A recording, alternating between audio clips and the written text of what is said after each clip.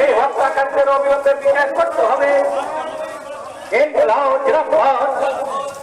লখিমপুর খেরিতে কৃষক হত্যা, কৃষক ও সাংবাদিক হত্যা কেন্দ্র দক্ষিণ জেলা কমিটির ডাকে লেবার কমিশন অফিসের সামনে মূলত পূজা বোনাস অনুদান শ্রমিকদের যে কাজের জায়গায় হয়রানি বন্ধ করা এবং বিভিন্নভাবে তাদের যে অধিকার এবং মজুরির লড়াই সেগুলিকে কার্যকরী করার জন্য এখানে আমরা আজকে এই মিছিল সংগঠিত হচ্ছে।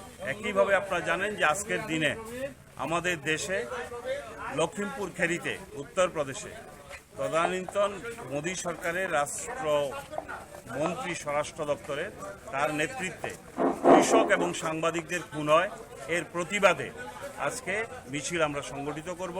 তার মধ্যে দিয়ে লেবার কমিশন অফিসে যেমন শ্রমিকরা ডেপুটেশন দেবে, তেমনি ১ নং টিলায় পথসভার মধ্যে দিয়ে আমরা এই দাবিগুলো নিয়ে আমাদের মূলত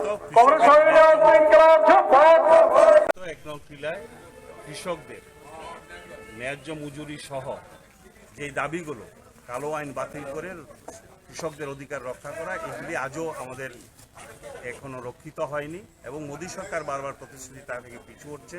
এর প্রতিবাদে আমরা আজকে এই কর্মসূচি সংগঠিত করছি। এখান থেকে